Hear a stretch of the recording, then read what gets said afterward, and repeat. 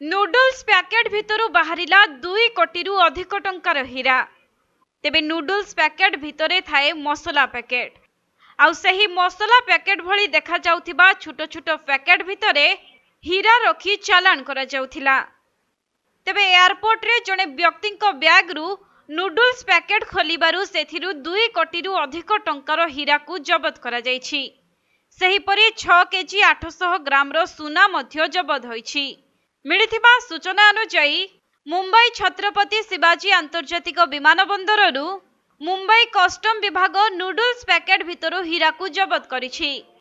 तेबे अति चतुरतार सहित नूडल्स पैकेट भितरे हीरा एवं सुना को रखी चालान करा जाउथिबा बेले कस्टम विभाग हातरे धरा पड़िछन्ति अभियुक्त। आउ एही मामलारे कस्टम विभाग 4 जण अभियुक्तଙ୍କୁ गिरफ्त करिछि।